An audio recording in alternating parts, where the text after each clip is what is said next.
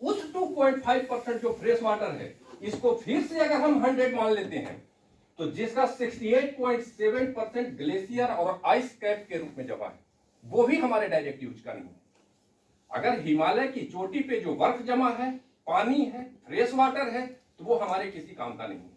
में भी 800 फीट से हम लोग पानी निकालते हैं। क्या 2.5 किलोमीटर नीचे अगर पानी है तो उसको हम लोग निकाल सकते हैं? क्या 3 किलोमीटर नीचे, जमीन के नीचे 3 किलोमीटर पे जो पानी है, हम निकाल सकते हैं? कहने का मतलब पानी रहते भर में भी हमारे यूज का नहीं है। तो इसलिए फाइनली कंक्लूजन पे हमारा ये आता है कि only 0.06% of the total water is readily available for the human being. Only 0.06%। तो आप अपने वाटर कंटेंट को जान लीजिए कि जिस फ्रेश वाटर की हमें जरूरत है वो बहुत ही कम है। तो जो मैंने जैसा कि बताया कि there is same amount of water on the earth as there was when the earth was formed. कोई चेंज उसमें नहीं हुआ। वाटर कैन नाइदर बी, अब कुछ लोग कह सकते हैं कि नहीं, H2O है तो हाइड्रोजन और ऑक्सीजन के प्रोपोर्शन को मिला करके हम पानी बना लेंगे तो उससे हमारी प्यास बुझ जाएगी या हमारा एग्रीकल्चर का काम हो जाएगा, तो यह संभव है और ये पॉसिबल नहीं है। तो जनरली पानी को न तो क्रिएट किया जा सकता है, नहीं डिस्ट्रॉय किया जा सकता है। एक और मैं कहना चाहता हूं कि एक वर्ड आता है वाटर लॉस का। तो वाटर लॉस बहुत ही वेग टर्म है। आज जो ये ग्लास, एक बोतल हमारे पास रखा है, इस पानी को अगर मैं यहां गिरा दूं, लॉस हो गया। लेकिन अगर पूरे पृथ्वी के पानी के हिसाब से अगर देखा जाए तो क्या ये लॉस है? नहीं है। अगर यहां पे हम 4 दिन 5 दिन छोड़ दें तो ये वेपोराइज हो जाएगा, ये हमारे एनवायरमेंट में वापस आ जाएगा, लेकिन पानी तो रहा ही। तो अगर पूरे पृथ्वी के हिसाब से देखा जाए तो इसको लॉस ऑफ वाटर नहीं कहेंगे। दूसरा, next, 71% of the earth surface is water. जितने फैक्ट है सही है। ओशन 96.5% हमारा टोटल पानी को रखता है जो कि सलाइन है। दूसरा, 2.5% जो फ्रेश वाटर, जैसा कि पिछले बार मैंने कहा। एक ये भी सवाल आता है कि आजकल पानी का जो हाय तौबा मचा है, टेम्परेचर से किस तरह से रिलेटेड है? कि एवरेज टेम्परेचर हमारे अर्थ का बढ़ रहा है। एवरेज टेम्परेचर बढ़ने से जितने ग्लेशियर में आइस है वो हमारे पिघल रहे हैं, वो हमारा वाटर के रूप में अर्थ पे आ रहा है, वो रिवर के थ्रू वो सलाइन वाटर के रूप में हो रहा है। रेन वाटर हार्वेस्टिंग कहां जरूरत है, इस भी समझना पड़ेगा कि मैं जिस गांव से, जहानाबाद के एक गांव रुस्तमपुर गांव है, मैं वहां का हूं। हमारे यहां का मुझे मालूम है कि जितने भी पानी है यूज के बाद वो किसी तालाब में जमा होते हैं। वो पानी गंगा रिवर में नहीं आता है। लेकिन जैसे ही पटना में रह रहे हैं तो यहां का पानी का जो मूवमेंट है वो अलग है। आज अगर यही एक पानी को, जो हमारे पास फ्रेश वाटर था, इसको मैं नल या जो पाइप है उसमें मैं डाल दूं, बेसिन में डाल दूं, जो अभी का फ्रेश वाटर है ये मुश्किल से 2 से 2.5 घंटे में गंगा में चला जाएगा, क्योंकि ड्रेन हमारे पास बने हुए हैं। मुश्किल से 2 से 3 दिन में ये बे ऑफ बंगाल में चला जाएगा। कहने का मतलब ऐसा है कि जो फ्रेश वाटर आज हमारे पास था, ये 3 दिन बाद सलाइन वाटर में कन्वर्ट हो जाता है। लेकिन हमारे गांव का पानी, जो हम पानी वहां हम जिसे बर्बाद कहें, फेंक कहें या यूज करना कहें, वो सालों साल हमारे गांव के पौंड में जमा है, वहां से इनफिल्ट्रेट करके जमीन में चला गया, और जैसे ही ग्राउंड वाटर में चला गया तो वो वाटर के पोरोसिटी, परमेबिलिटी और जो सॉइल के पैरामीटर हैं उसके हिसाब से मूवमेंट करेंगे, जिसका स्पीड mm पर आवर में आएगा। मतलब हजारों लाखों साल के लिए वो पानी हमारा ट्रैप हो गया। चाहे तो हमारे गांव के बगल वाले लोग ग्राउंड वाटर से पंप निकाल करके वो पानी को यूज कर सकते हैं। पर्पस इतना ही है कि हम अपने पानी को वेस्ट कर रहे हैं, सलाइन वाटर में कन्वर्ट करा रहे हैं या ग्राउंड वाटर में रिचार्ज करा रहे हैं। तो पानी बचाने का मतलब है कि जहां तक हो सके अपने पानी को सही यूज करें, स्टोर करें, या तो ग्राउंड वाटर में रिचार्ज करा दें। नेक्स्ट, तो only 2% of the locked in ice cap with this. तो जो 0.06% है, यही इसी पानी को पूरे पृथ्वी पर के लोग डोमेस्टिक, एग्रीकल्चर, इंडस्ट्रियल एवं अदर यूज में काम लाते हैं। नेक्स्ट, अब हम देखें वाटर साइकिल पे। वाटर साइकिल का जो मेन सोर्स है, इस सोलर सिस्टम में हीट का सोर्स हमारा सन ही है। तो जिस सरफेस वाटर को जो देख रहे हैं, आप ये समझें कि ये सलाइन वाटर भी है, या कहीं भी रिवर में होगा, पॉन्ड में होगा, जहां कहीं जिसका टॉप सरफेस हमारा ओपन है। जैसे ही वो हीट गेन करेगा, वहां से इवेपोरेशन होगा, वो क्लाउड का फॉर्मेशन होगा, उसके बाद कहीं कंडेंसेशन होकर के प्रेसिपिटेशन होगा। ये कोई इंजीनियरिंग का टॉपिक नहीं है, ये जनरल आम लोगों का जो वाटर साइकिल है, हर क्लास 6-7 के बच्चे पढ़ते हैं। तो जो सरफेस वाटर है वो इवेपोरेशन हुआ, कंडेंसेशन हुआ, प्रेसिपिटेशन हुआ, कुछ पेयर से इवेपोट्रांसपिरेशन से तुरंत जो है इन्वायरमेंट में लौट गया। जो जमीन पे पानी रेनफॉल हुआ, प्रेसिपिटेशन हुआ, उसमें से कुछ सरफेस रन ऑफ के द्वारा फिर से हमारे वाटर स्ट्रीम में आ गए, रिवर में आ गए। उसमें से कुछ को ग्राउंड वाटर में जो इनफिल्ट्रेट हुआ, वो ग्राउंड वाटर में रिचार्ज करा दिया। नेक्स्ट, तो इस तरह से वाटर साइकिल हमारा कंप्लीट हो गया। इसमें एक चीज और मैं बताना चाहता हूं कि जितने भी कोस्टल एरिया हैं जो सलाइन वाटर को रखे हुए हैं, वहां पे एक नया प्रॉब्लम अभी आया है, साल्ट वाटर इंट्रूजन। ये वर्ड सुना हुआ होगा। साल्ट वाटर इंट्रूजन कहने का मतलब है कि जो कोस्टल एरिया है, जिस तरह से आज हमारे यहाँ के लोग पंप आउट करें पानी को, जमीन से ग्राउंड वाटर को पंप आउट करें अगर पानी को, तो जो जमीन के नीचे वैक्यूम क्रिएट होगा, वो अगल बगल का जो फ्रेश वाटर है उस जगह को ले लेगा। सेम कल्पना करें आप कोस्टल रीजन में कि वहां से अगर हम फ्रेश वाटर को निकाल देते हैं, तो वो पानी को फिल करने के लिए सलाइन वाटर हमारे जमीन के अंदर आ जाएगा। तो बहुत तेजी से सलाइन वाटर हमारे फ्रेश वाटर को कवर कर दे रहा है। दूसरा, अगर डेंसिटी वाइज अगर देखें तो सलाइन वाटर का डेंसिटी ज्यादा होता है, तो फ्रेश वाटर को रिप्लेस कर देता है। और एक बार जब ग्राउंड में सलाइन वाटर आ गया, तो उसको रिप्लेस करने के लिए बहुत हाई वहां पे वाटर डेप्थ चाहिए फ्रेश वाटर का, तब वो रिप्लेस होगा, जो लगभग इम्पॉसिबल हो जाता है। कहने का मतलब है कि हम अपने फ्रेश वाटर को फ्रेश वाटर ही बना करके रखें, और ये वही हमारा वाटर साइकिल। नेक्स्ट, अभी भी देखें, कहा गया होगा, हर लोग सुने होंगे कि जल है तो कल है, साल लग जाते हैं, रहे हैं, केवल रिसर्च फेज में चल रहा है। तो कहने का मतलब है कि वाटर जहां नहीं है, उस किसी भी प्लेनेट पे जीवन की कल्पना हम नहीं कर सकते हैं। और पानी ही एक ऐसा है जो हम लोग को याद है कि 20-25 साल पहले पानी को अभी भी हम लोग फॉर ग्रांटेड लेते हैं, ये मान के चलते हैं कि पानी की कमी कभी नहीं होगी। आज से 25 साल पहले अगर किसी को कहा जाता कि 20 रुपए में पानी का बोतल खरीद करके पीना पड़ता, तो हमें याद है, लगता है कि हमारे यहाँ के बुजुर्ग तो मारने के लिए, उसको दौड़ने के लिए खड़ा हो जाते कि तुम पागल हो गए हो क्या। लेकिन जब आज हम लोग पीने के पानी को, जहां कहीं भी आज तक कोई भी नहीं होगा जो खरीद करके पानी नहीं पिया होगा, तो ये जब अगर कहूं कि अगला 25 साल में खाना बनाने के लिए भी पानी खरीदना पड़ेगा, और उसके अगले 50 साल के लिए इरिगेशन के लिए पानी खरीदना पड़ेगा, तो अतिशयोक्ति नहीं होनी चाहिए। नेक्स्ट,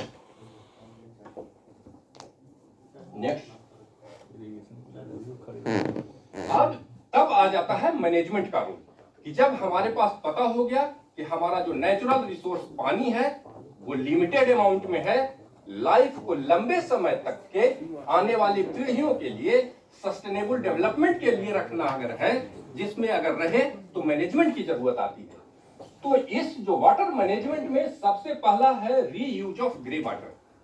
ग्रे वाटर के लिए एक और मैं बता दूं कि जब मैं इंजीनियरिंग कॉलेज में लेक्चरर था, उस समय ग्रे वाटर पे एक नेशनल सेमिनार में हमारा एक पेपर प्रेजेंट हुआ था। हो सकता है ग्रे वाटर वर्ड किन्हीं को सुना हुआ होगा, किन्हीं को नहीं सुना हुआ होगा, मैं बता दे रहा हूं।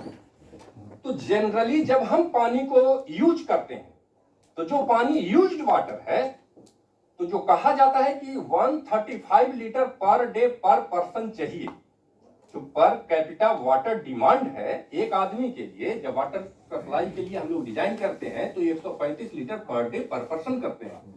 उसमें अगर देखेंगे तो लगभग 60 to 70% जो पानी है हम लोग नहाने, कपड़ा धोने और इसमें यूज करते हैं। पीने में तो हर आदमी 6 लीटर से 8 लीटर यूज करता है। तो जब हम यूज करते हैं तो कुछ जो टॉयलेट वाटर हुआ उसको डार्क वाटर या ब्लैक वाटर कहते हैं, जो लैट्रिन वाले में यूज हुआ उसको ब्लैक वाटर कहते हैं। लेकिन जो नहाने से पानी निकला, कहने का मतलब है कि 135 लीटर में लगभग 65 लीटर जो है वो पानी केवल हमारे शरीर से आया और निकल गया। उस पानी में उतना इंप्योरिटी नहीं है। अगर है तो सोप कंटेंट है, ऑयल कंटेंट है, डिटर्जेंट कंटेंट है, जिसको माइनर प्यूरिफिकेशन से हम सेकेंडरी यूज में यूज कर सकते हैं। इस टाइप के जितने भी एक्सरसाइज हम लोग करते हैं इनडायरेक्टली फ्रेश वाटर को हम बचा रहे हैं। अगर आज इस पूरे कैंपस में अगर देखें तो हम लोग फ्लावर के वाटरिंग करने के लिए भी फ्रेश वाटर को यूज करते हैं। अगर हमारे पास सोर्स उपलब्ध हो कि अगल बगल के जितने भी फ्लैट हैं इनसे जो यूज वाटर है, जो ग्रे वाटर है, इसको सिंपली फिल्ट्रेशन और थोड़ी सी ट्रीटमेंट करने के बाद हम अगर यूज लाइक अगर बना दें जिससे सारा वाटरिंग हम कर सकें तो इनडायरेक्टली उतना फ्रेश वाटर का हमने सेविंग किया। तो मैनेजमेंट का रोल वहां से आया।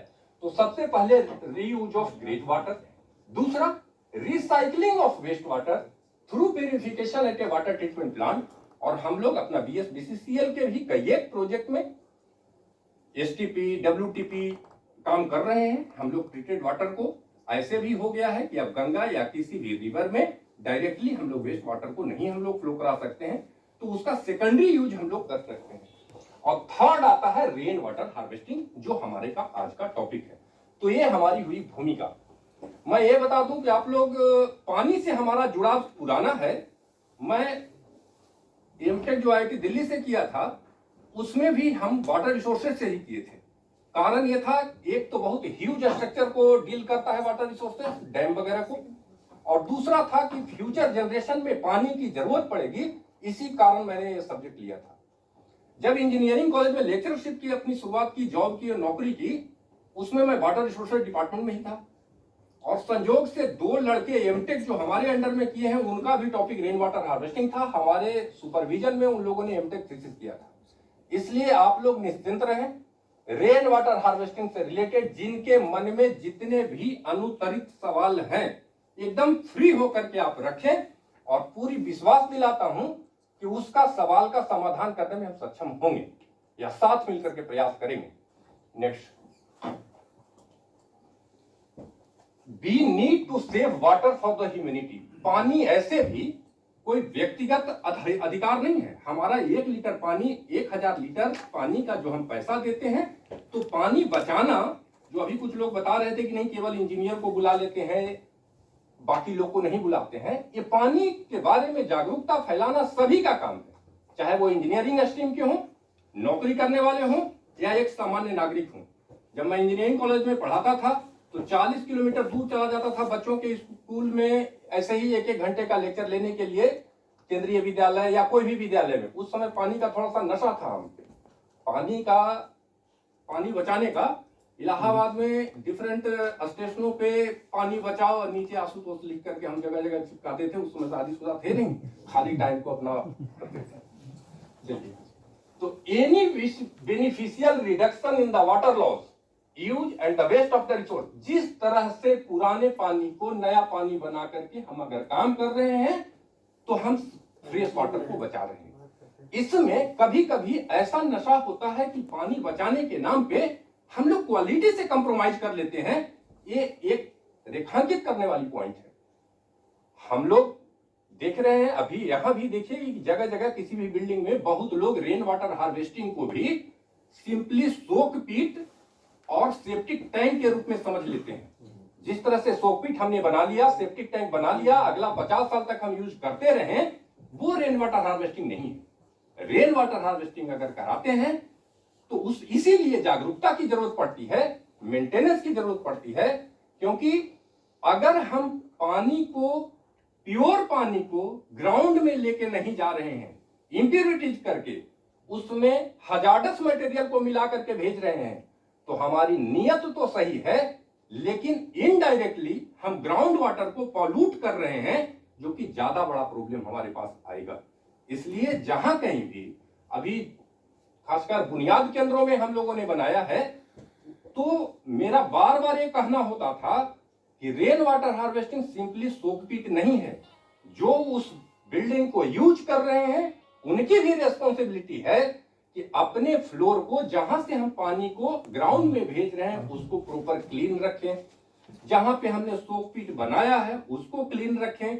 एक सर्टेन इंटरवल के बाद फिल्टर पेपर, जो फिल्टर मटेरियल जो हमने सैंड को दिया है, उसका रिप्लेस करते रहें। नहीं तो ये जिस पर्पस के लिए किया गया था उससे ज्यादा नुकसान हो जाएगा। पानी बचाने से ज्यादा अगर उसके क्वालिटी में छेड़छाड़ हम कर दिए तो उससे ज्यादा नुकसान हो जाएगा। आगे आने वाले स्लाइड पे देखें। नेक्स्ट, वर्ल्ड बैंक का कहना है कि 80 कंट्री अभी हमारे पास है जहां पे शॉर्टेज है पानी का। दूसरा, 2 बिलियन पीपल जो है उस क्लीन वाटर से अभी तक दूर है। दूसरा, एक चीज और भी बता दूं कि अभी जितनी भी कहानी हम बताए ये पूरे अर्थ के वाटर शॉर्टेज के बारे में बताए। हो सकता है बहुतों के दिमाग में आए कि क्या सेम रेशियो में इंडिया में भी वही प्रॉब्लम है। जितना पृथ्वी पे पानी का कंपोजिशन हमने बताया कि फ्रेश वाटर ऐसा है, सलाइन वाटर ऐसा है, तो क्या इंडिया में भी वही है? जो इंडिया में है क्या बिहार में भी वही है? जो बिहार में है क्या हमारे गांव में भी वही है? तो ये बात नहीं।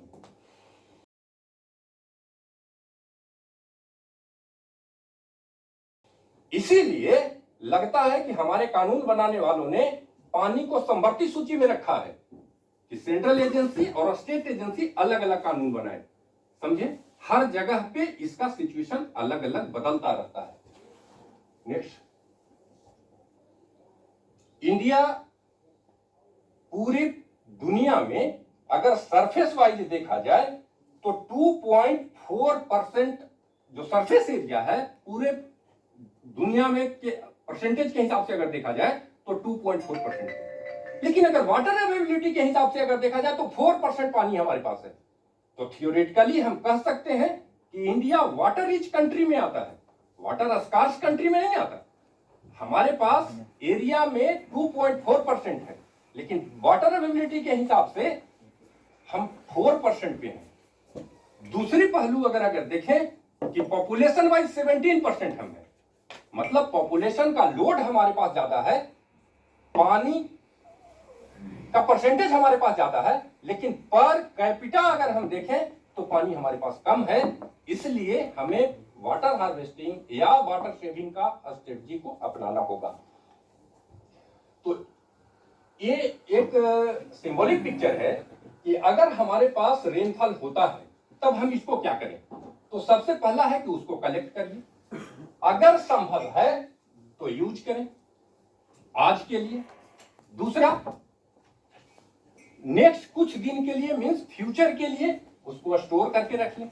अगर उससे भी ज्यादा है तो रिचार्ज करें। बस इतना ही 4 काम हम लोग को करना है कि जितना भी रेनफॉल हो उसे कलेक्ट कर लें, यूज कर लें, स्टोर करें, और इससे भी अगर ज्यादा है तो फिर हम रिचार्ज कर लें। पानी के साथ सबसे बड़ी खूबी हमारा ये है, खासकर इंडिया में, कि ऐसा नहीं है कि अगर इंडिया में एवरेज 1000 से ज्यादा mm की बारिश होती है, लेकिन दुर्भाग्य यह है कि केवल मॉनसूनल पीरियड में होती है। मतलब जिस वक्त में रेनफॉल हो रहा है उस वक्त हमारा यूज ही नहीं है। अगर रेनफॉल आज हो रहा है, जैसे आज सुबह में रेनफॉल हो जाए तो दिन भर हम यूज कर लें, बहुत अच्छा होता। तो इंडिया वो कंट्री नहीं है कि डेली बारिश होना है, डेली यूज करना है। हमारे पास 2 से 3 महीना मॉनसून का पीरियड है, उसमें ही रेनफॉल होते हैं और उस समय पानी का यूज रहता नहीं है, क्योंकि जितने भी एरिया देख रहे हैं सब भरा हुआ रहता है। तो हमें रेन वाटर हार्वेस्टिंग का अमेरिकन मॉडल को डायरेक्टली अगर हम कॉपी कर लेते हैं तो कहीं ना कहीं हम लोग गलती करते हैं, क्योंकि उसका रेन का पैटर्न अलग है, हमारा अलग है, हमारा डिमांड अलग है। नेक्स्ट, तो how to harvest rain water. एक तो हम लोग के जनरल दिमाग में बैठाया गया है कि रेन वाटर हार्वेस्टिंग का मतलब छत पे पानी को इकट्ठा करो, पाइप से जमीन के अंदर डालो। इतना ही नहीं है, आप ये सोचें कि रेनफॉल तो पूरे अर्थ पे हो रहा है। हम केवल बिल्डिंग पे ही क्यों अपने आप को सीमित किए हुए हैं? हम केवल बिल्डिंग को क्यों कर रहे हैं? तो बिल्डिंग वाले जो रेन वाटर हार्वेस्टिंग होता है उसे कहते हैं roof top rain water harvesting, और जो सरफेस का पानी है उसको surface run of water harvesting कर सकते हैं, जो ज्यादा क्वांटिटी में होता है। अंतर इतना होता है कि रूफ टॉप को हम लोग सिलेक्ट इसलिए किए कि रूफ हमारे कंट्रोल में है, उसकी क्वालिटी को हम कंट्रोल कर सकते हैं, उसका क्लीनिंग हम कर सकते हैं, उसके पानी को डायरेक्टली एक्वीफर में भी अगर हम चाहें तो हम मिला सकते हैं। लेकिन रोड पर क्या क्या इंप्योरिटीज है, क्या मरा हुआ जानवर पड़ा हुआ है, क्या उसमें गंदगी है, वो किसी के कंट्रोल में नहीं है। इसलिए सरफेस रन ऑफ को डायरेक्टली रिचार्ज में हम लोग नहीं लगाते हैं। तो पहला सरफेस रन ऑफ हार्वेस्टिंग और दूसरा roof top rain water harvesting. हम लोग बिल्डिंग में जो काम कर रहे हैं वो roof top rain water harvesting करते हैं। लेकिन अगर हमारे यहाँ काम होता है, अगर किसी पार्क का काम होता है, तो मेरा एक रिक्वेस्ट रहेगा, सीनियर आर्किटेक्ट वगैरह हैं ही, कि सरफेस रन ऑफ भी पार्क का हार्वेस्ट कराएं, उस वाटर को भी पॉन्ड बना करके वहां कलेक्ट करें। वो एक ड्यूटी भी बढ़ाएगा और हमारे वाटर को ग्राउंड में रिचार्ज भी करेगा। तो पानी को जितना ज्यादा हो सके उसको स्टोर कराएं, डायरेक्टली गंगा ऐसे किसी रिवर में डायरेक्टली फ्लो ना कराएं। बिहार सरकार का एक और बहुत बढ़िया हमें तो लगा कि जो लखीसराय से गंगा पानी को पंप आउट करके राजगीर में स्टोर कराया जा रहा है। आप ये सोचिए कि अगर वो पानी को पंप आउट ना किया जाता तो मुश्किल से 2 दिन में वो सलाइन वाटर हो जाता। लेकिन अगर वो पानी राजगीर या किसी नवादा के इलाकों में चला जाता है, जो यूज होगा होगा ही, चाहे वो डोमेस्टिक हो, इरिगेशन में हो, एग्रीकल्चरल हो, उसके बाद कुछ नहीं होगा तो कम से कम ग्राउंड वाटर को तो रिचार्ज करेगा। तो ये बहुत अच्छी कदम है। जनरली इरिगेशन के साथ है कॉस्ट एसोसिएट ज्यादा होता है, इसलिए इंटरलिंकिंग ऑफ जो रिवर है वो प्रोजेक्ट थोड़ा रुका हुआ है, क्योंकि पैसा ज्यादा इन्वॉल्व होता है। लेकिन सोच क्लियर रहनी चाहिए कि हमें पानी बचाना है, पानी को सलाइन वाटर नहीं होने देना है, जितना ज्यादा से ज्यादा ग्राउंड को रिचार्ज कर देना। Next, rain water harvesting is nothing but a technique used for collecting, storing and using rainwater for the landscape irrigation and other use. The rainwater is the process of collecting, conveying, storing water from the rainfall in the area for the beneficial use. Next, method of rooftop rainwater harvesting. इसमें हम लोग करते क्या है? तो storage of direct मंगाना है MD साहब। तो जनरली मॉनसूनल पीरियड में हम लोग डायरेक्ट नहीं कर पाते हैं। लेकिन आप देखे होंगे कि हम लोग हर लोग अगर छोटा छोटा प्रयास करें कि मॉनसूनल पीरियड में अगर गाड़ी का धोना है तो हम अपने बिल्डिंग में जो रेनफॉल को कलेक्ट करा रहे हैं, अगर वो टंकी में कलेक्ट होता है तो हम उस पानी को डायरेक्टली गाड़ी धोने में काम करा सकते हैं। हमारे यहाँ फूल पत्ती में पानी देने की स्थिति उस समय नहीं रहती है, क्योंकि सारे जगहों पे पानी भरा हुआ होता है। लेकिन अगर हर लोग अपने अपने स्तर से सोचेंगे तो कम से कम कुछ न कुछ फ्रैक्शन ऐसा जरूर होगा जहां पे रीयूज तुरंत उस पानी का हो जाएगा। दूसरा, रिचार्जिंग ग्राउंड वाटर एक्वीफर। जब हमें लग रहा है चंचल सर के जमाने में रेन वाटर हार्वेस्टिंग का हर जगहों पे एस्टिमेट बना था, अक्सर हमारे इंजीनियरों की तरफ से यह सवाल आता था कि उसका डेप्थ कितना रखें। किसी किसी ने अति उत्सुकता, अति जागरूकता में 100 फीट तक डेप्थ कर दिया, लेकिन उससे बचना चाहिए। हम लोग को डायरेक्टली एक्वीफर में छेड़छाड़ नहीं करना चाहिए, क्योंकि उसके क्वालिटी हमारे कंट्रोल में नहीं रहता है। अगर मान लीजिए चाहे अनचाहे अगर गलत पानी एक्वीफर में चला गया तो पानी की कमी को तो हो सकता है कि 1000 लीटर, लाख लीटर हम बचाए होंगे, लेकिन पूरे अगल बगल के एरिया में वाटर बॉर्न जितनी भी डिजीजेज हैं उस फैलाने के कारण हम हो जाएंगे। इसलिए क्वालिटी कंसर्न है। तो मेरा प्रयास रहेगा कि कहीं भी अगर रेन वाटर हार्वेस्टिंग करते हैं तो 20 से 25 फीट से ज्यादा नीचे ना जाए। उसमें प्रॉपर सैंड का फिल्ट्रेशन जरूर दें। उसके पहले फिल्टर पेपर जो हम लोग फिल्ट्रेशन पेपर दे रहे हैं उसके क्लीनिंग जरूर करते रहें। छत पे जो पानी इकट्ठा हो रहा है फर्स्ट वाटर को डिस्कार्ड जरूर कर दें। कभी कभी हमारे यहाँ बुनियाद केंद्र वाले ही लोग ज्यादा एक्टिव हैं, हमारे के यहाँ जो काम कराने वाले होते हैं, उनका कहना है कि नहीं सर इसमें से कुछ पानी तो बाहर चला गया। आप ये जान लें, जिस तरह से बिल्डिंग डिजाइन करने में हम लोग 10 जो रेक्टर पैमाना है, क्या उसके लिए बिल्डिंग डिजाइन करते हैं? नहीं करते। हम लोग का पर्पस ये रहता है कम से कम नुकसान हो, बिल्डिंग इफिशिएंट बने, इकोनॉमिकल बने। तो हमें भी ये देखना होगा कि जो रेनफॉल हो रहा है उसके किस इंटेंसिटी के लिए हम डिजाइन करें। अगर उससे ज्यादा इंटेंसिटी का होगा तो फ्लो करेगा। तो एक थोड़ा सा जागरूकता के अभाव में, जानकारी के अभाव में उन लोग सीधा एक वीडियो बना लेगा, नहीं रेन वाटर हार्वेस्टिंग से बाहर पानी आपका आ रहा है। अरे उस पर्टिकुलर टाइम में रेनफॉल ज्यादा हुआ तो वो तो हमें बाहर जाएगा ही जाएगा, लेकिन उसके लिए जानना चाहिए। तीसरा, रिचार्जिंग ऑफ ए बोरवेल। हम लोग जहां कहीं भी काम करते हैं, आगे मैं अपना पर्सनल एक्सपीरियंस बताऊंगा कुछ स्लाइड में, बोरवेल को भी रिचार्ज के रूप में यूज कर सकते हैं। रिचार्ज ऑफ ए पिट, सो कवे रिचार्ज का, बाकी सब वैसा ही। नेक्स्ट, कुछ लोग ये जो कहते हैं कि क्या हम अक्वीफर को पेनिट्रेट करें या नहीं करें, तो सीधा सवाल है, एकदम करें, कर सकते हैं। अगर आपको क्वालिटी कंसर्न है, आप अपने पानी को उतना फ्रेश समझते हैं, तो उसके अक्वीफर में क्या, कहीं भी डायरेक्टली पीने में भी यूज कर सकते हैं। लेकिन अगर नहीं है, आप एक बार साइट पे कंस्ट्रक्ट करके चले जाते हैं, उसके बाद 5 साल तक उस साइट को कोई देखने वाला नहीं है कि ये हमारा प्रॉपर क्लीन हो रहा है कि नहीं, तो जरूर अक्वीफर तक ना पहुंचे। उससे ऊपर के ही लेवल पे, टॉप लेवल पे ही, सैंड बेड पे ही ला करके उसे छोड़ दें कि वो नेचुरल फिल्ट्रेशन से नेचुरल क्लीनिंग होकर के ग्राउंड को रिचार्ज करता रहे। नेक्स्ट, ऐसे नॉर्मल प्रक्रिया यही है कि एक टिपिकल हमारा बिल्डिंग का डिजाइन है जिसका टॉप हमारा ओपन है, जिसके रेनफॉल होता है।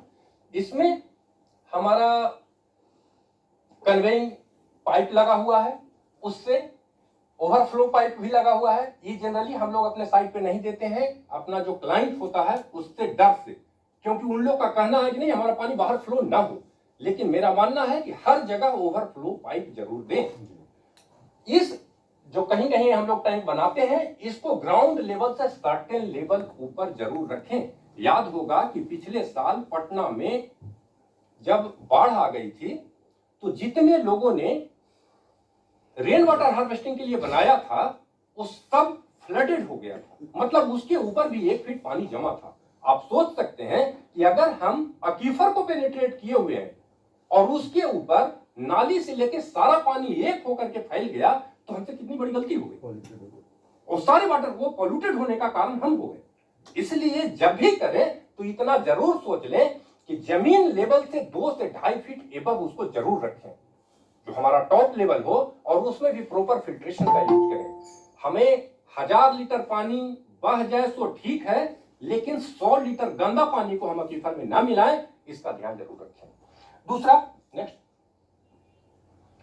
Roof top rain water harvesting में हमारे पास रेन वाटर हार्वेस्टिंग के लिए इतना ही चीज है। कैचमेंट जनरली अगर रन ऑफ होता है तो सरफेस रन ऑफ में जितना एरिया आता है उसको हम कैचमेंट कहते हैं। लेकिन अगर हम एक बिल्डिंग के लिए डिजाइन करते हैं, जहां रूफ टॉप की बात अगर करते हैं, तो जो टेरेस वाला पोर्शन, छत वाला पोर्शन है, उसका एरिया ही हमारा कैचमेंट होता है। उसके बाद गटर और डाउनटेक पाइप। तीसरा प्रोविजन हमें करना होगा फर्स्ट फ्लैश और फिल्टर का, जो कि मैंने कहा कि लगातार, जैसे अभी हमारे छत पे रेनफॉल नहीं हो रहा है, तो क्या हमारा छत एकदम क्लीन है? पत्ते आए होंगे, सड़े होंगे, कुछ चिड़ियां मरी होगी, कुछ और भी होंगे, तो उसका फर्स्ट फ्लैश का प्रोविजन देना बहुत जरूरी है। नहीं तो ये पानी डायरेक्टली हमारा ग्राउंड वाटर में चला जाएगा, अक्वीफर को हमारा पॉल्यूट कर देगा। डिलीवरी सिस्टम, और ये सबका एक सर्टेन इंटरवल के बाद रिपेयर मेंटेनेंस होते रहना चाहिए। दूसरा, नेक्स्ट, पानी के बारे में और एक बता दूं कि इंडिया में स्पेशल डिस्ट्रीब्यूशन है रेनफॉल का। हमारे राजस्थान के कुछ एरिया में 100 mm से कम बारिश होती है, तो आसाम में 2500 mm से ज्यादा बारिश होती है। मतलब इंडिया इतना बड़ा है और इसका ज्योग्राफिकल कंडीशन ऐसा है कि जहां राजस्थान के कुछ एरिया में 100 mm से कम बारिश हो रही है, तो आसाम में 2500 से ज्यादा हो रही है। हमारे यहां मॉनसून पीरियड में एक स्टडी बताया है कि 4000 billion metre cube 4000 billion metre cube का रेनफॉल होता है। इंडिया में डिमांड है 3000 बिलियन मीटर क्यूब का, मींस हमारे यहां जितना डिमांड है उससे ज्यादा का रेनफॉल होता है। तो फिर सवाल वही कि तो यहां क्यों पानी के लिए हाई तौबा मचा हुआ है? तो उसका कारण यह है कि उसमें से 3000 डायरेक्टली रन ऑफ होकर के सलाइन वाटर हो जाता है। हम लोग कैप्चर कर पाते हैं ओनली 695 बिलियन मीटर क्यूब को। अगर इस स्टोरेज को बढ़ाने की कैपेसिटी हम कर लें, जगह जगह चेक डैम बना करके पानी को रोक लें, या और किसी भी यूज से हम रिवर से सलाइन वाटर ना होने दें, तो हमारा पर्पस सॉल्व हो सकता है। इंडिया में क्वांटिटी वाइज जितना प्रॉब्लम नहीं है, उससे ज्यादा क्वालिटी वाइज प्रॉब्लम है। हम सर चेक डैम के बारे में, जैसे कि आपने बोला कि टेक्निकल आदमी को रखना चाहिए, बाकी लोग को, तो चेक डैम के बारे में थोड़ा सा बता दीजिए। बताऊंगा। डैम है लास्ट में 10 से 15 मिनट या जितना लंबा चले क्वेश्चन राउंड मैंने रखा है, जितना ठीक है। चेक डैम पे जाएंगे। इंडिया में 120वां पोजीशन है इसका। जब 122 कंट्री का वाटर क्वालिटी इंडेक्स बना, उसमें 122 कंट्री में 120वां पोजीशन पे हम हैं। इसका मतलब क्वालिटी कंसर्न हमारे यहाँ ज्यादा है। हमारे यहाँ बिहार में ही देखें तो कोई रीजन आर्सेनिक प्रॉब्लम है, कोई हैवी मेटल से प्रॉब्लम है, पानी की कमी नहीं है। बरसात से उत्तर बिहार पूरा डूबा हुआ रहता है, लेकिन फिर भी वहां वाटर का प्रॉब्लम है। कहीं आर्सेनिक से है, कहीं आयरन से है, तो कुछ पोर्शन सूखा से। मैनेजमेंट की जरूरत है। चौथी एक पॉइंट और है, वर्चुअल वाटर का नाम सुना है? वर्चुअल वाटर, ये कोई आर्टिफिशियल इंटेलिजेंस ऐसा नहीं है। वर्चुअल वाटर सुनने से अजीब लगता है, तो विकसित देशों में वर्चुअल वाटर का कंसेप्ट आ गया। वर्चुअल वाटर को अगर सेंस ऐसा समझे कि मैं अपने चैम्बर में हूं, हमारे पास पानी नहीं है, मैं विनोद झा सर के पास आया, एक बोतल पानी पी लिया, अपने चैम्बर में चला गया, तो मैं अपने चैम्बर में 1 लीटर पानी बचाया या नहीं बचाया? यही है वर्चुअल वाटर। क्लियर? बस इतना ही कंसेप्ट है। दिल्ली में हम पानी पी करके पटना में आ गए, पटना में 1 लीटर पानी बचाया कि नहीं बचाया? Virtual water. तो ये सुनने में हंसी ऐसा लगता है, लेकिन इसको एक और मैं बता रहा हूं, कहीं ना कहीं से तो खत्म हुआ है। एक पटना में बचा रहे हैं, दिल्ली में खर्च कर रहे हैं। इंडिया में जो 2 मेजर क्रॉप है, राइस और व्हीट। राइस को कहा जाता है लेस इफिशिएंट क्रॉप वाटर के हिसाब से। कहने का मतलब है, सुन के आश्चर्य लगेगा या हो सकता है कि विश्वास भी ना हो, 1 केजी राइस बनाने में 1600 लीटर पानी लगते हैं।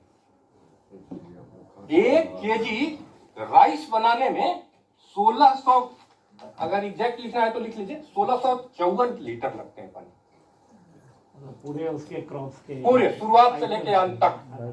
समझ सकते हैं? दूसरा नहीं, जो 1654 लिखा, ये वीट का। राइस में 2800 लीटर लगते हैं।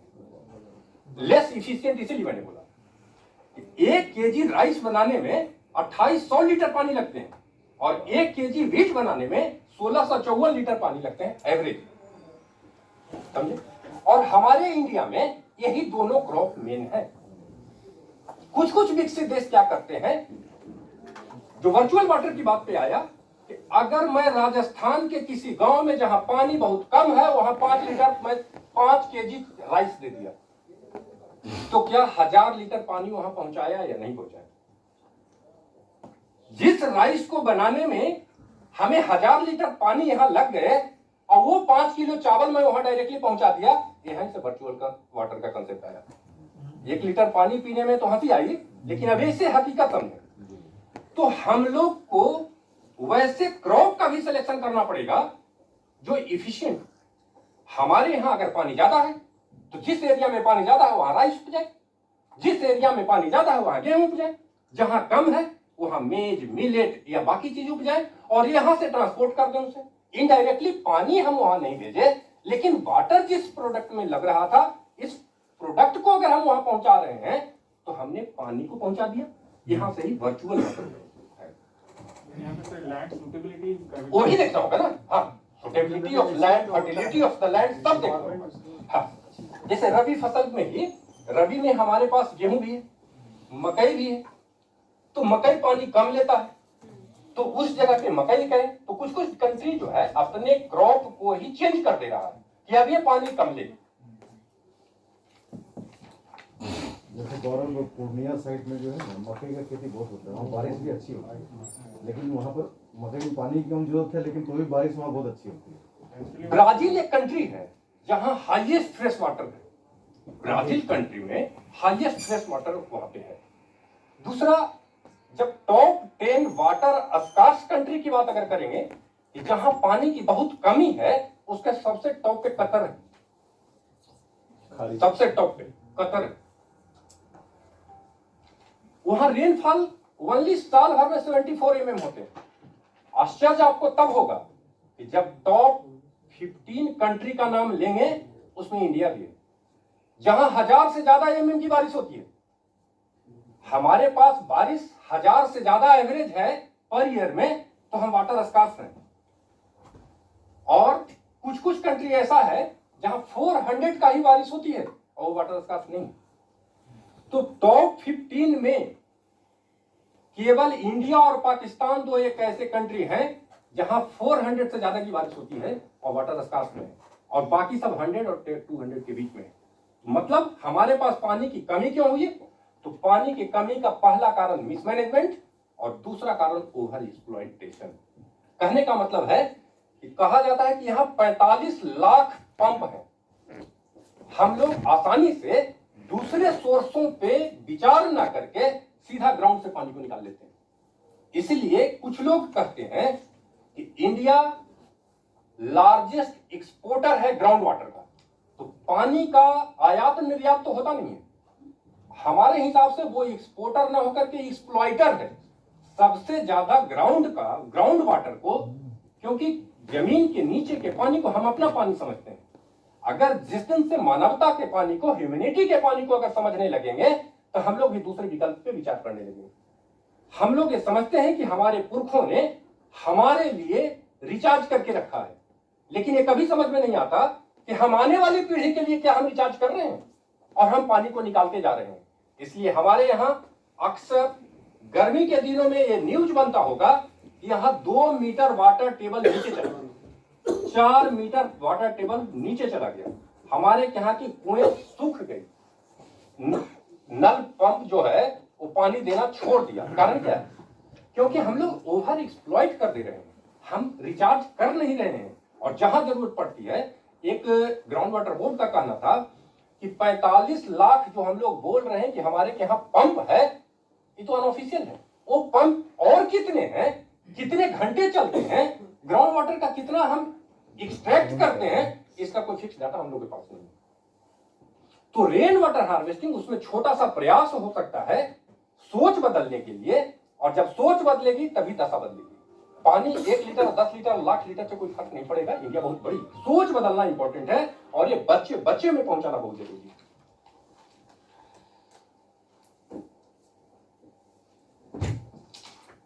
नेक्स्ट वापस एक मिनट। तो हम जब डिजाइन करेंगे तो हमारे लिए इतना ही इंपॉर्टेंट है कि हम किस रेनफॉल इंटेंसिटी पे डिजाइन करें, क्योंकि हमारे यहाँ जब डिजाइन होगा पूरे बिहार में, मतलब साउथ बिहार से नॉर्थ बिहार तक हर जगहों के लिए रेनफॉल फिक्स नहीं है।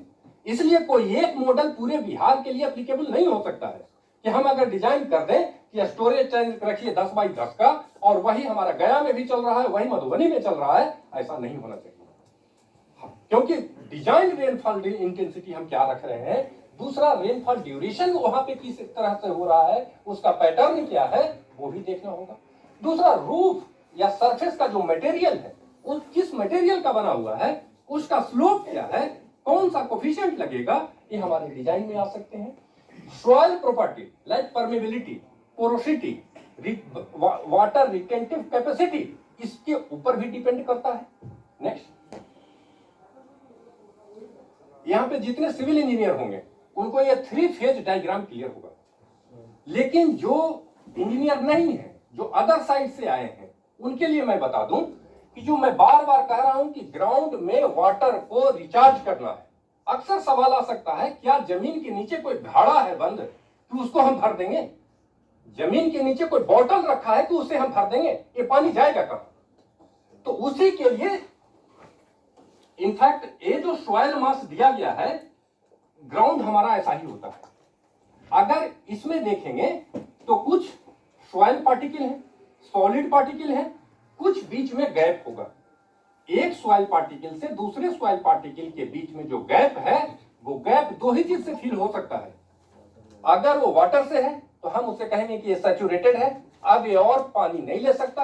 अगर वो एयर है, ड्राई है, तो उसमें एयर है, कभी कभी मॉइस्ट होता है, जिसमें कुछ तो पानी है और कुछ सूखा है। तो वो जो एयर है, इसको अगर हम सिंप्लीफाई करते हैं, जिसको 3 फेज डायग्राम कहते हैं कि सॉलिड, वाटर और एयर के रूप में, तो जो एयर कंपोनेंट छोटा सा दिख रहा है, इसी में हम पानी को फिल करते हैं। और बिट्स पिलानी में एक सेमिनार हुआ था जिसमें मैंने एक टेक्निकल पेपर प्रेजेंट किया था, उसका नाम था ground serves as a temporary storage tank.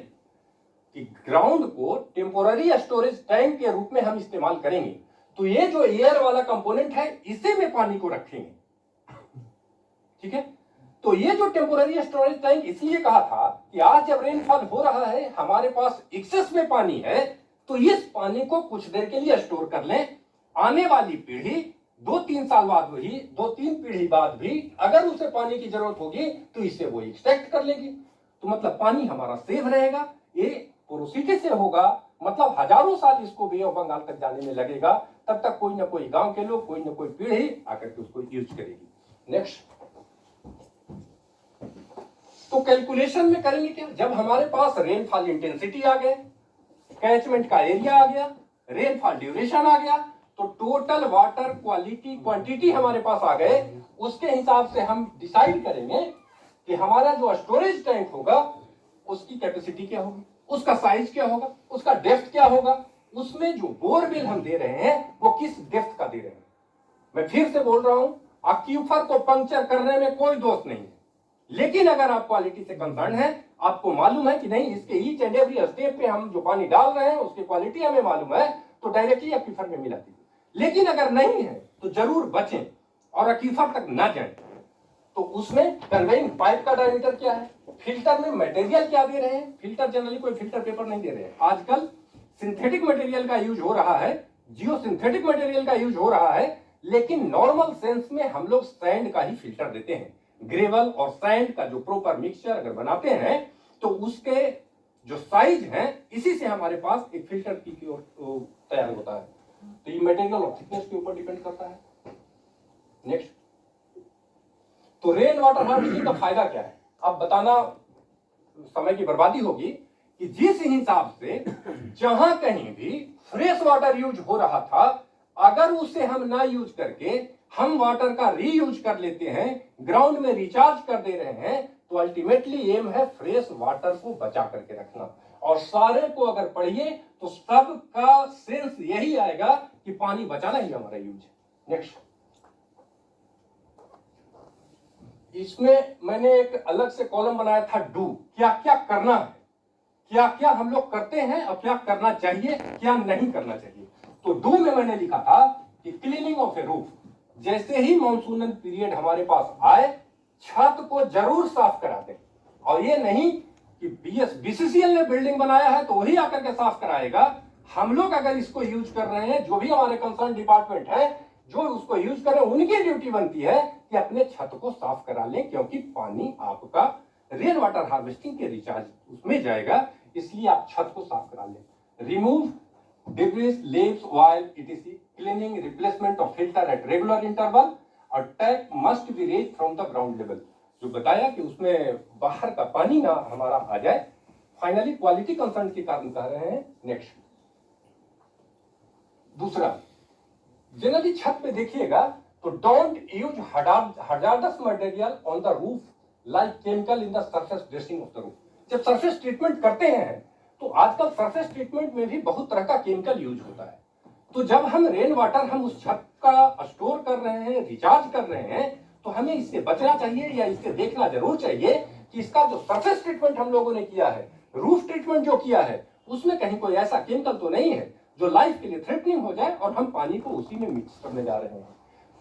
Avoid first rain to enter into the recharge pit, क्योंकि अब कहना बड़ा अजीब है लेकिन मैं अपना व्यक्तिगत अनुभव पे कह रहा हूं कि एक छत पे पूरी बिल्डिंग में रेन वाटर हार्वेस्टिंग लगी थी। एन कॉलेज की बात है, वो आज से करीब 20 साल पहले। वो बहुत, मैं बताया कि मैं पानी पे काम करता हूं सर, तो वहां का प्रिंसिपल सर हमको लेकर के दिखाने गए थे और रेनफॉल हो रहा था। उसी समय में ले गए, उनके छत पे एक कौवा मरा हुआ था जिसमें लाखों कीड़े लगे हुए थे और वो पानी जो है उनका रिचार्ज में जा रहा था।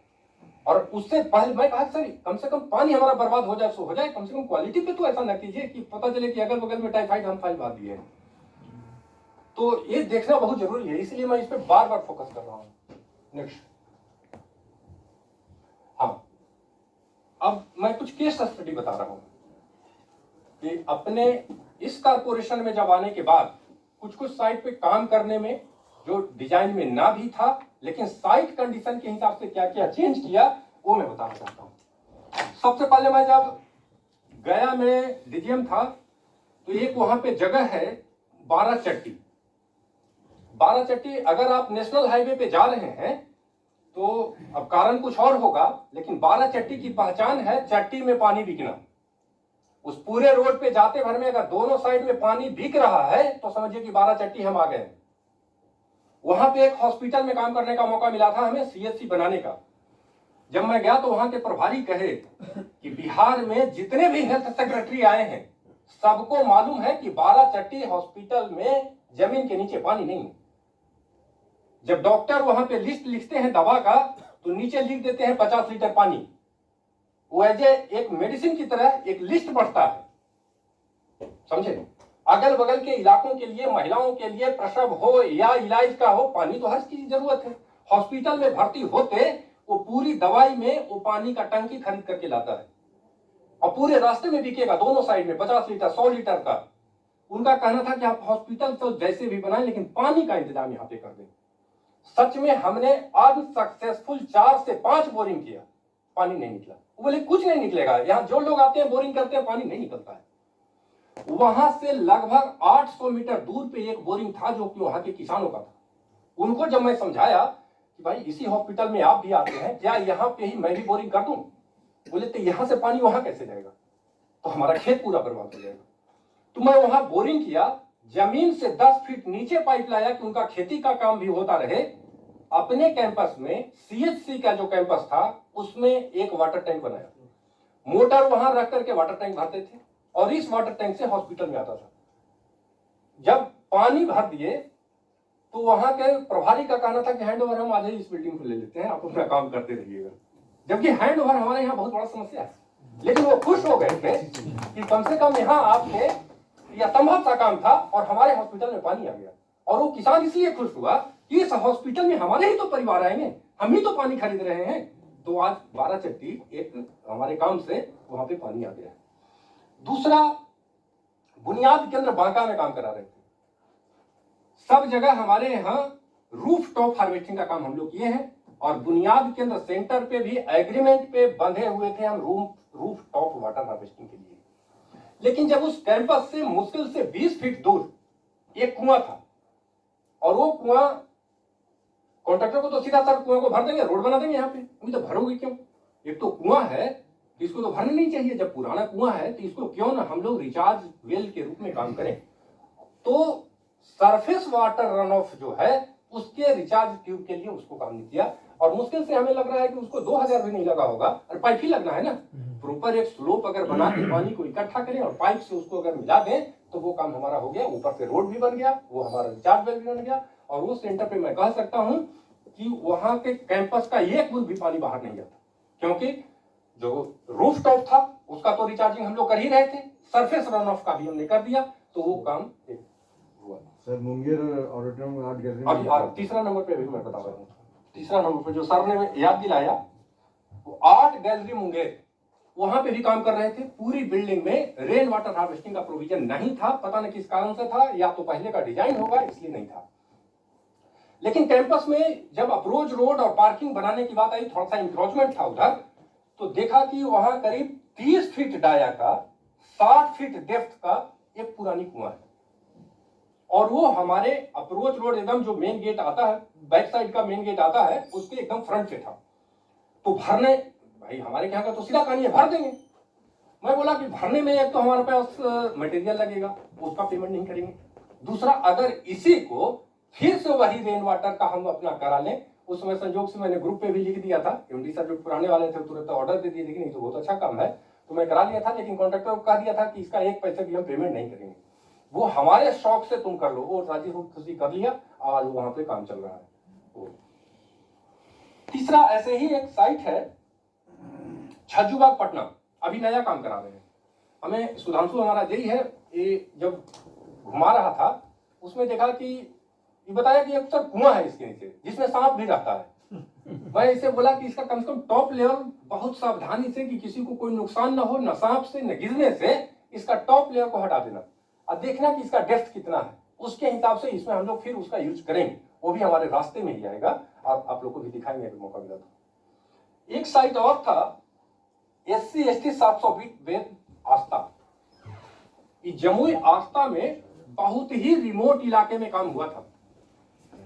हमारे से पहले वाले जो लोग थे वहां पे 100 बेड का स्कूल बनाए थे। स्कूल का एक पहले जो हमारे पास आया था वो स्कूल का था, स्कूल बिल्डिंग बन गई, हैंड ओवर कराने का टाइम हमें आया, लेकिन बोरिंग वहां पे पानी दिया ही नहीं। मतलब झारखंड से 1200 फीट 2000 फीट तक के हमने बोरिंग कराया। उसका वीडियो देख करके आश्चर्य लगेगा कि जो पंप से बोरिंग कर रहा था, लग रहा था कि पानी फेंक रहा था, इनफैक्ट वो पाउडर था। जो नीचे का पत्थर तोड़ रहा था वो पाउडर फॉर्म में बाहर फेंक रहा था। वीडियो में लगेगा कि पानी फेंक रहा है, उजला पानी टाइप का, लेकिन वो पूरी की पूरी तरह से एकदम सैंड को तोड़ रहा था। और जब 2000 फीट तक के हमें पानी नहीं मिला, उसके बाद यहाँ के GM CGM MD सर सबको मैंने बताया कि वहां सर पानी है ही नहीं, क्योंकि वहां पे करीब लगभग 7 से 8 जगहों पे हमने बोरिंग कराया। कुछ लोगों ने बताया कि यहाँ पे कुछ साधु बाबा हैं, तो कुछ रे ज्ञानी हैं, वो नारियल नचाते हैं, तो कोई दीप जला करके बता देते हैं कि यहाँ पानी है। अंत में वो सब भी कराया गया। कुछ लोग अंधविश्वासों के जितने सारे ऑप्शन थे, लाचारी हम लोगों ने सब अपना लिया, लेकिन उसके अंदर पानी नहीं था। तो दूसरा दिक्कत ये हो गई कि एक तो स्कूल में पानी नहीं, और दूसरा वहां 720 बेड पास हो गया। तो अब 720 बेड का हमें काम कराना था, वहां का आ रहा था कि यहाँ पानी है ही नहीं। हमने एमडी सर को, पुराने वाले एमडी सर थे, उनसे कहा कि सर इसको PhD डिपार्टमेंट को भेज दिया जाए, पानी का एक्सपर्ट वही है। हम लोग भेज दी, PhD डिपार्टमेंट भी अपना लिखा पढ़ी सब जगह कर किया। उसके बाद वहां के DM हमारे एमडी सर को बोले कि एस्टीमेट बन गया है, अपने DGM को भेज दो। जब मैं वहां गया, एमडी सर हमें बोले कि आप जाकर के मिल लीजिए, वहां तो एस्टीमेट बना दिया है। हम सर एस्टीमेट क्या बनाएगा, जमीन के नीचे पानी ही नहीं है, तो एस्टीमेट बना करके क्या करेगा।